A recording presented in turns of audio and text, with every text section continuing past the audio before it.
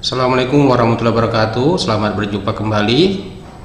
Pada video kali ini kita akan membahas mengenai resistansi gate dari SCR.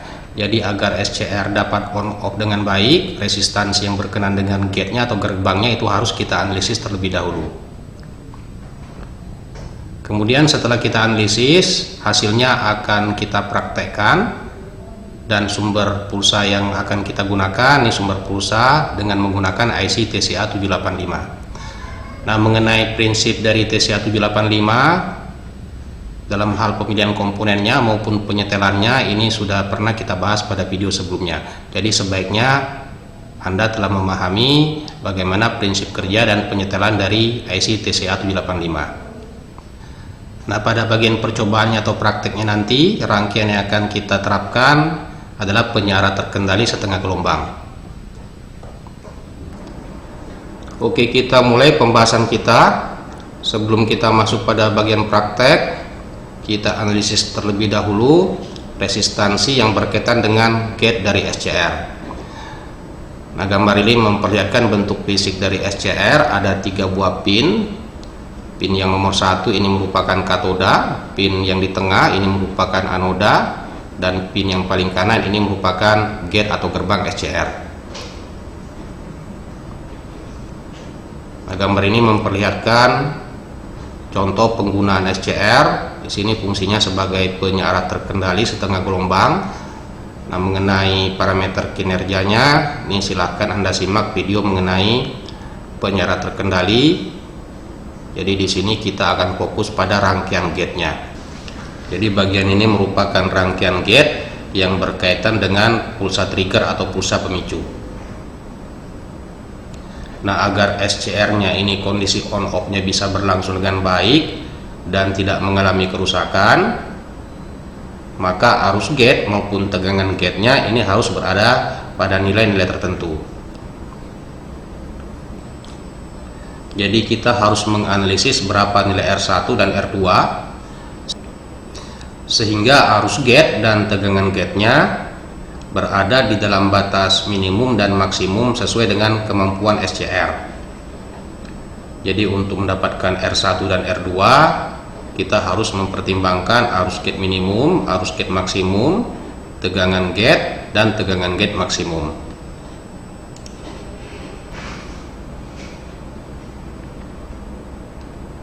Nah, untuk R2 ini sebenarnya bisa saja tidak kita gunakan, jadi sifatnya opsional. Penggunaannya di sini untuk lebih menjamin agar tegangan gate-nya di sini tidak melebihi kemampuan tegangan maksimum dari SCR.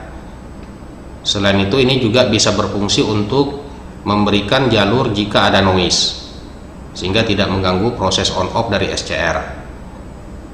Sebagai contoh, misalnya jika ada noise, ada induksi pada bagian ini.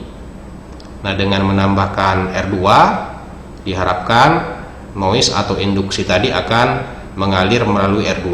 Jadi tidak mengganggu rangkaian gate dari SCR-nya.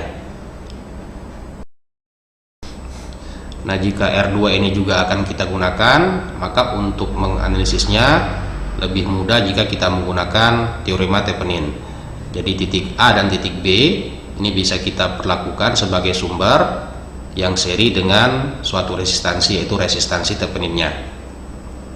Oke, untuk menggunakan teorema Thevenin, langkah pertama hubungan antara titik A dengan gate SCR ini kita putuskan terlebih dahulu untuk mendapatkan tegangan PAB.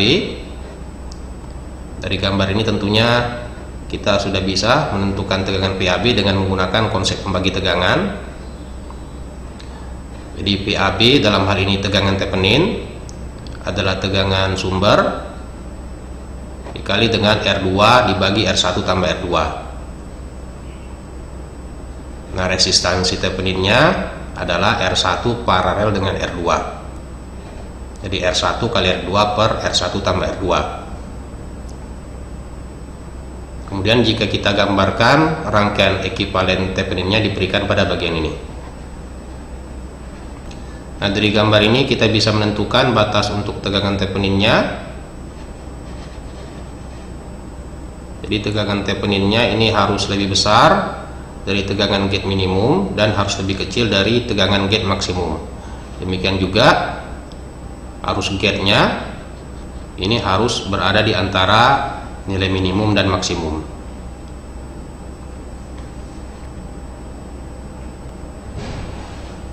Kemudian jika kita hitung arus gate-nya, berarti arus gate-nya ini adalah tegangan tepenin dikurangi dengan tegangan gate dibagi dengan resistansi tepenin.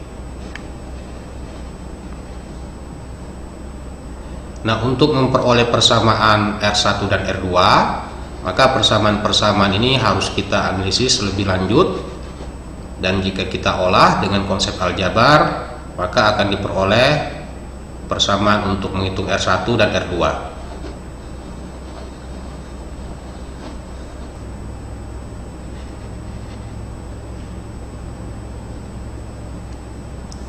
Nah, analisis yang kita gunakan di sini sebenarnya berlaku jika sumbernya ini merupakan sumber DC murni, tetapi konsep analisisnya cukup akurat jika pulsa triggernya ini cukup lebar. Misalnya lebar pulsanya 100 mikrosecond, analisis yang kita gunakan di sini ini masih bisa dipakai.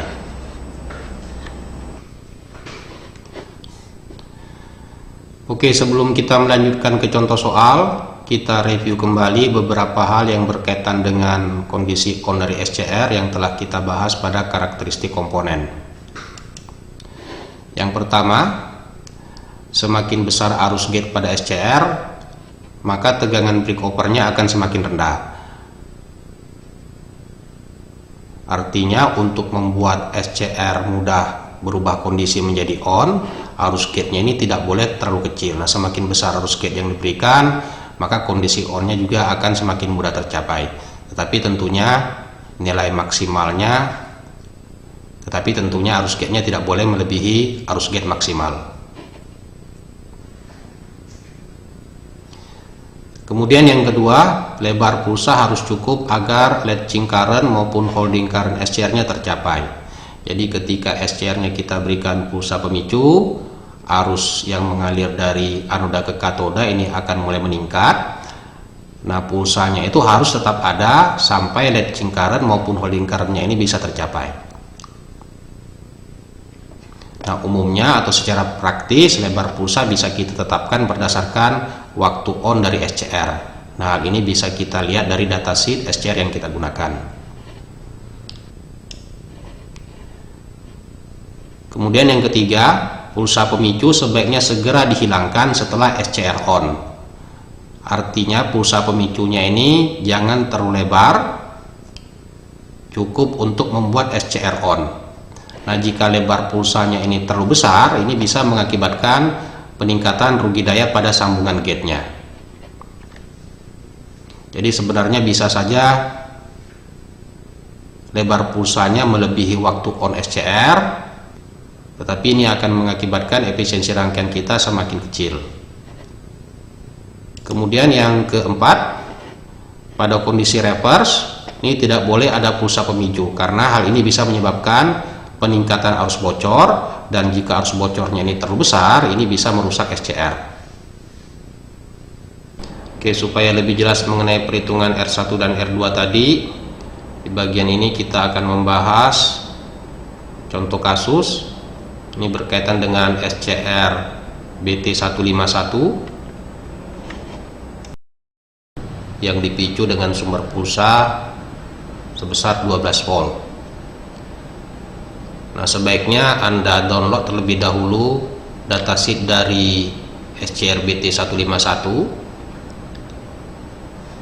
Oke, untuk arus gate minimumnya di sini kita tetapkan minimal 3 mA. Nah, kenapa ditetapkan? Karena pada datasheetnya tidak ada keterangan mengenai arus gate minimumnya. Jadi di sini kita tetapkan minimal sebesar 3 mA. Kemudian arus gate maksimum berdasarkan datasheet 15 mA. Tegangan gate-nya 1,5 volt. Kemudian tegangan gate maksimumnya 5 volt dan tegangan gate minimumnya 0,2 volt. Oke, langkah pertama kita tetapkan tegangan tepenin yang akan kita gunakan untuk perhitungan. Di sini kita gunakan nilai 3,3 volt. Jadi ini harus berada di antara tegangan minimum dan tegangan maksimum. Selanjutnya kita hitung resistansi Theveninnya berdasarkan arus gate maksimum, dan diperoleh resistansi Theveninnya untuk arus gate maksimumnya ini harus lebih besar dari 120 ohm. Demikian juga kita hitung resistansi Theveninnya berdasarkan arus gate minimumnya, dan akan diperoleh resistansi Theveninnya ini harus lebih kecil dari 600 ohm.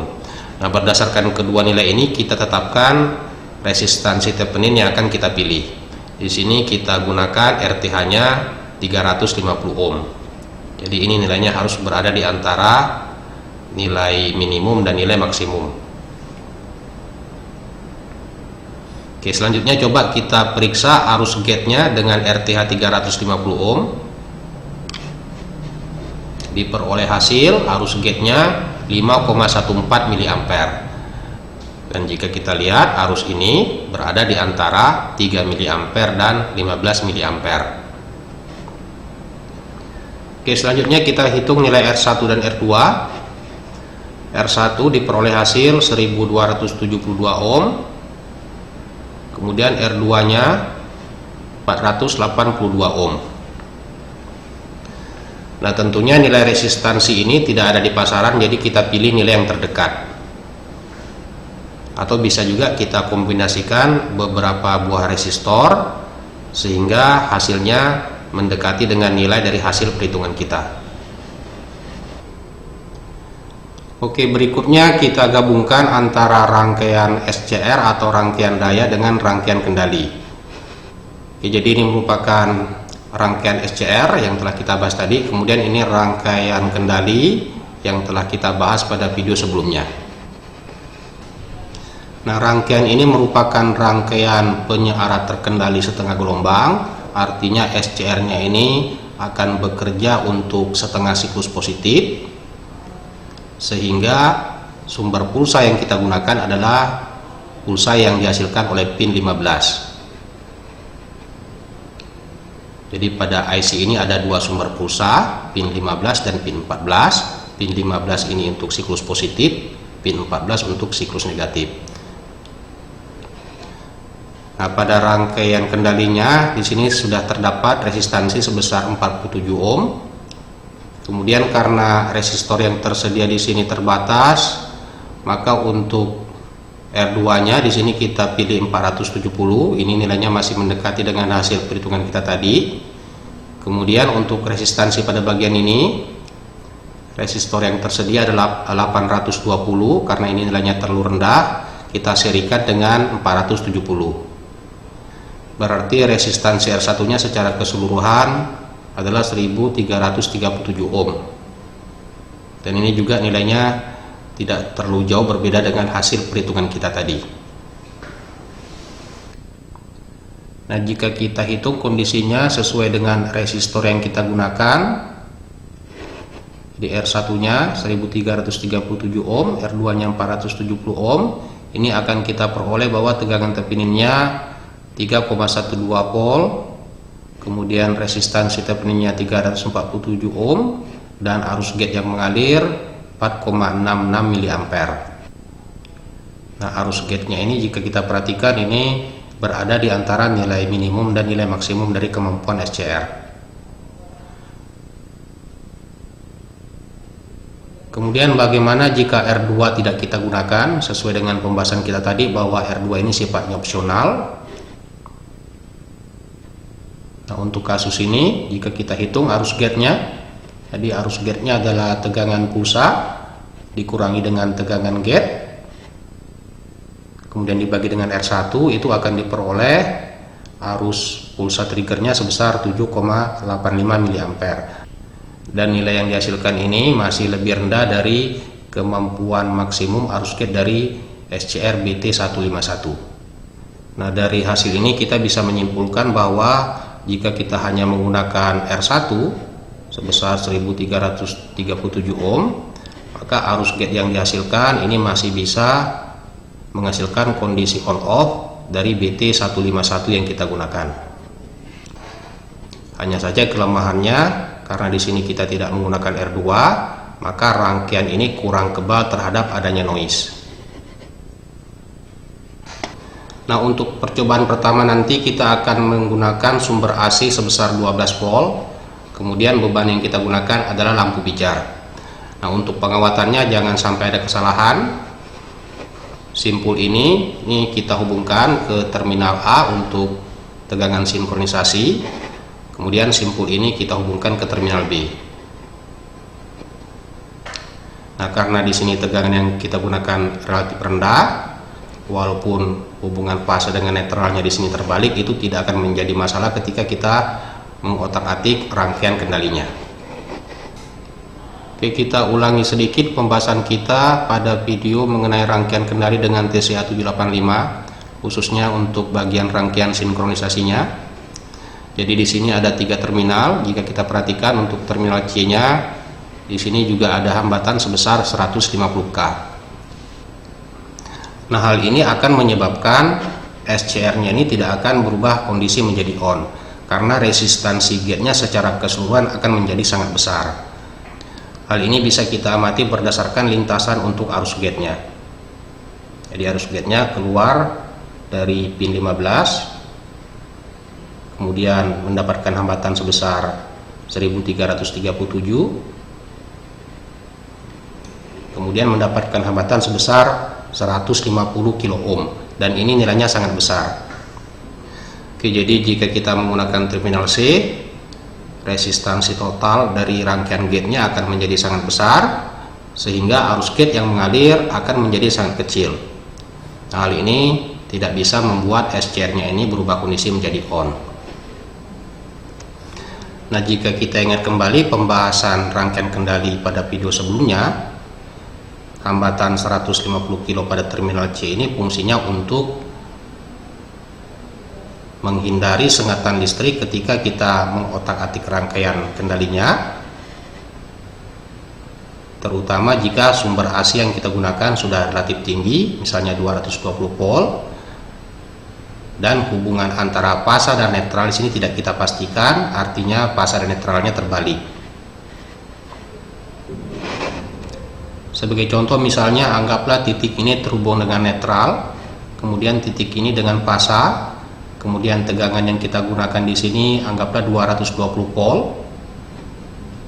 Jika kita perhatikan jalurnya, berarti fasanya sekarang ada hambatan sebesar 120 kilo. Nah, seandainya 150 kilo ini tidak ada, artinya titik ini dengan titik ini terhubung secara langsung, berarti tegangan 220 volt ini juga terhubung dengan ground. Nah, artinya ketika kita mengotak-atik rangkaian kendalinya, terutama ketika kita menyentuh groundnya, ini akan menyebabkan sengatan listrik karena bagian rangkaian daya yang digroundkan adalah fasanya. Nah, untuk kasus kita ini, hambatan 150 kilo ini tidak bisa digunakan, artinya simpul ini harus terhubung langsung dengan ground, atau bisa langsung menggunakan terminal B. Karena jika menggunakan terminal C, sesuai dengan yang telah kita bahas tadi, arus gate yang mengalir akan sangat kecil, sehingga SCR ini tidak akan mungkin berubah kondisi menjadi on. Jadi untuk kasus kita ini, terminal yang harus kita gunakan adalah terminal B. Nah, kemudian jika ternyata sumber tegangan AC yang kita gunakan sudah relatif tinggi, anggaplah misalnya 220 volt, maka sebaiknya kita pastikan bahwa simpul ini terhubung dengan fase dan simpul ini terhubung dengan netral, sehingga bagian sumber AC yang terhubung dengan ground adalah bagian netralnya. Dengan demikian, ketika kita mengotak-atik rangkaian kendalinya, kemungkinan kita mengalami sengatan listrik itu juga relatif sangat kecil. Jadi fungsi hambatan ini lebih kepada aspek keamanan terhadap sengatan listrik. Nah, kapan terminal A dan C ini digunakan? Ketika rangkaian kendali kita ini dilengkapi dengan trafo pulsa atau optocoupler.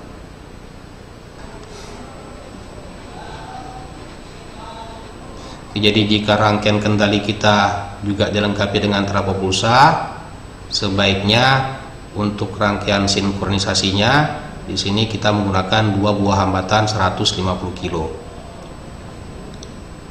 Nah, untuk rangkaian tertentu, misalnya untuk penyearah terkendali gelombang penuh atau AC-AC converter yang menggunakan 2 buah SCR, kita tetap harus menggunakan trafo pulsa karena adanya permasalahan grounding.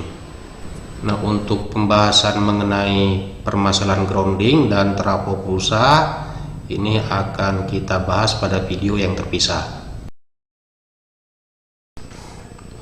Oke, jadi pada percobaannya nanti rangkaian kendali yang telah kita bahas pada video sebelumnya, pada percobaannya nanti kita akan menggunakan terminal A dan terminal B.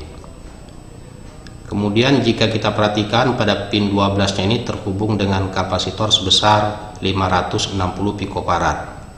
Nah, ini berkaitan dengan lebar pulsa dari pulsa triggernya. Nah, tentunya kapasitornya ini mungkin bisa saja diganti dengan ukuran yang lebih kecil selama lebar pulsa yang dihasilkan sesuai dengan kebutuhan SCR BT151 yang kita gunakan. Nah, untuk kapasitor dengan ukuran 560 picofarad, lebar pulsa yang dihasilkannya ini sudah agak lebar sehingga trim port pada bagian pengaturan tegangan ini bisa kita minimumkan. Tetapi jika kita menggunakan kapasitor dengan ukuran yang relatif kecil, maka tegangan kontrolnya ini harus diangkat sedikit sesuai dengan segitiganya dengan cara mengatur trim port pada bagian ini, sehingga pada sudut alfa yang minimum SCR-nya ini dapat bekerja sesuai dengan yang diharapkan. Oke, mengenai hal tersebut coba Anda simak kembali video bagian pertama dari pembahasan kita mengenai IC TCA785. Dan pada bagian prakteknya nanti ini juga akan kita ganti menjadi kapasitor dengan ukuran yang lebih kecil. Kemudian akan kita lihat pengaruhnya jika trim portnya ini tidak kita setel, artinya kita atur pada kondisi minimum. Nah, berapa lebar pulsa yang dihasilkan untuk beberapa nilai kapasitansi, hal ini juga telah kita bahas pada video mengenai TCA785. Oke, kita lanjutkan dengan mencoba rangkaian yang telah kita buat. Rangkaian dayanya ini telah kita hubungkan dengan rangkaian kendali. Kemudian sumber yang kita gunakan di sini adalah 12 volt diambil dari output transformator. Nah, untuk rangkaian kendalinya di sini sudah kita lakukan penyetelan sudut alfa maksimum dan minimumnya. Oke, yang pertama kita akan melakukan pengukuran tegangan sumber dan pulsa yang dihasilkan dengan menggunakan osiloskop. Di sini kita menggunakan 2 channel. Ya, perhatikan koneksinya antara probe channel 1 dan channel 2. Jadi untuk channel 1 ini merupakan pengukuran untuk tegangan sumbernya, kemudian channel 2 ini untuk pengukuran pulsa yang dihasilkan. Nah, untuk menggeser sudut picunya ini bisa kita lakukan dengan mengatur potensio yang ada pada bagian rangkaian pengatur tegangan. Oke, jadi dari hasil ini terlihat bahwa pemilihan nilai R1 maupun pemilihan nilai R2 hasil perhitungan kita tadi ini kelihatannya sudah cukup baik, sudah bisa memicu SCR BT151. Dan dengan mengubah posisi potensio dari kondisi minimum sampai dengan maksimumnya, kita bisa memperoleh tegangan beban yang berubah-ubah sehingga nyala lampu pijarnya juga bisa kita sesuaikan atau bisa kita atur.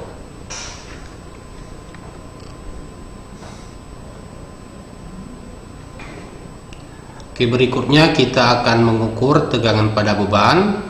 Dan sebaiknya di sini kita hanya menggunakan 1 buah channel. Tegangan bebannya yang akan kita ukur berkenaan dengan nilai DC atau nilai rata-ratanya, kemudian nilai RMS-nya.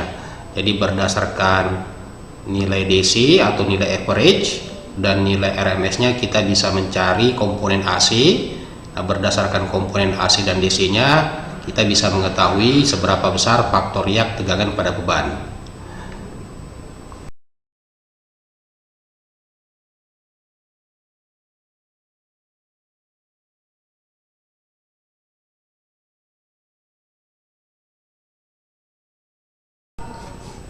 Oke, jadi ini merupakan bentuk tegangan bebannya. Selain disearahkan, tegangan beban ini mengalami pemotongan sesuai dengan posisi sudut picu. Jadi dengan mengatur potensio, posisi sudut picunya bisa kita ubah. Dengan demikian gelombang tegangan pada beban juga akan mengalami perubahan. Oke, berikutnya seberapa besar tegangan bebannya, dalam hal ini nilai RMS dan nilai rata-ratanya. Kita akan melakukan beberapa pengukuran, tetapi sebelumnya kita ubah dulu temper dipnya menjadi 2 milisecond. Jadi jarak satu kotak pada tampilan osiloskopnya ini adalah 2 milisecond. Kemudian frekuensi kita di sini adalah 50 Hz. Berarti untuk setengah siklus gelombang nilainya adalah 10 milisecond. Jadi 180 derajat itu setara dengan 10 milisecond. Nah, dari tampilan gelombang pada osiloskop terlihat bahwa untuk sumbu horizontalnya setengah siklus gelombang atau 180 derajat ini menempati 5 kotak. Berarti untuk setiap kotak itu setara dengan 180 dibagi dengan 5, yaitu 36 derajat. Nah, ini adalah tampilan untuk sudut picu minimum, dan di sini terlihat bahwa sudutnya tidak persis sama dengan 0 derajat, dan ini sesuai dengan pembahasan kita pada video bagian pertama. Jadi karena gelombang segitiganya tidak persis berempet dengan zero crossingnya, maka sudut picu minimumnya ini lebih besar sedikit dari 0 derajat. Oke, kita ukur untuk kondisi sudut picu minimumnya. Nah, di sini diperlihatkan beberapa hasil pengukuran, tapi kita hanya berkepentingan dengan nilai RMS dan nilai average atau nilai rata-ratanya. Karena dari kedua nilai ini kita bisa menghitung faktor riak dari gelombang tegangan pada beban. Oke, selanjutnya kita ubah posisi potensio untuk mendapatkan sudut picu sebesar 36 derajat, kemudian 72 derajat, dan seterusnya. Jadi dari hasil pengukuran ini kita hanya berkepentingan dengan nilai DC atau nilai average atau nilai rata-rata, kemudian nilai RMS, dan dari kedua nilai tersebut kita bisa menghitung bagaimana kualitas tegangan atau faktor riak tegangan DC pada beban. Kemudian dari beberapa kondisi sudut picu ini coba Anda hitung bagaimana kualitas tegangan DC yang dihasilkan, dalam hal ini faktor riaknya berdasarkan nilai DC atau nilai average dan nilai RMS yang ditunjukkan pada osiloskop. Oke, berikutnya kita akan menguji rangkaian kita ini dengan tegangan 220 volt. Beban yang akan kita gunakan adalah lampu pijar dan motor universal. Nah, sebelum melakukan pengujian atau percobaan sesuai dengan pembahasan kita pada bagian sebelumnya, untuk aspek keamanan kita harus memastikan bahwa simpul ini berkaitan dengan netral beban dan simpul ini adalah berkaitan dengan fasa. Nah, ini bisa kita lakukan dengan menggunakan test pen. Kemudian jika kita perhatikan hambatan yang kita gunakan pada rangkaian ini pada terminal A adalah 150 kilo ohm. Nah, ini bisa juga kita ganti dengan hambatan yang lebih besar sehingga rangkaian kendali kita semakin efisien. Nah, untuk pengujian tegangan 220 volt kita tidak akan melakukan pengukuran. Kita cukup mengamati kondisi putaran motor universal dan kondisi cahaya dari lampu pijarnya.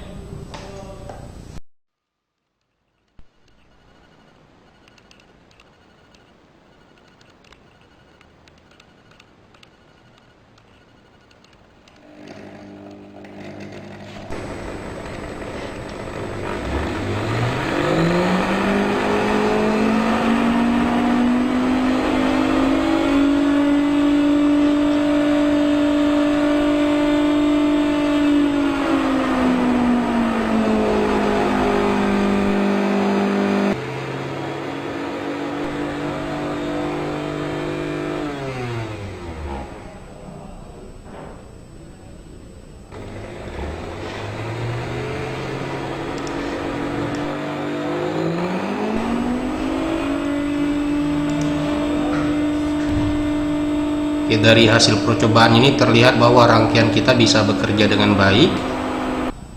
Berikutnya akan kita ganti kapasitor pada pin 12 ini dengan ukuran yang lebih kecil sebesar 200 picofarad. Jadi kita akan menggunakan dua buah kapasitor 100 picofarad yang dihubung secara paralel. Ini merupakan kapasitor yang sebelumnya 560 picofarad dan sudah kita ganti dengan 200 picofarad.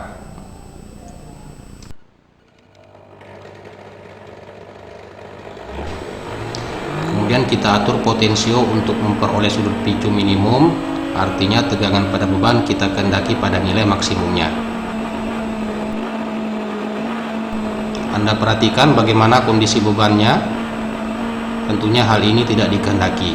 Nah, untuk mengatasinya kita harus mengangkat sedikit tegangan kontrolnya dengan cara mengatur trim port yang ada pada bagian pengatur tegangan. Oke, coba kita atur, kemudian kita lihat pengaruhnya.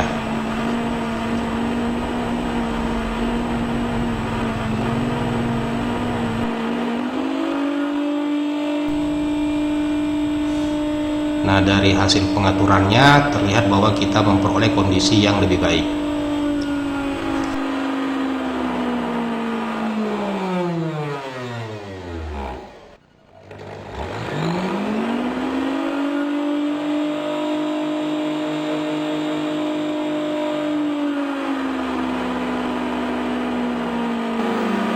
Oke, demikian pembahasan kita pada pertemuan kali ini. Jika kita simpulkan, yang pertama tadi untuk menentukan nilai resistansi gate dari SCR, tentunya harus kita analisis, dan nilai yang kita peroleh ini harus memberikan arus gate dan tegangan gate yang berada pada batas-batas kemampuan dari SCR.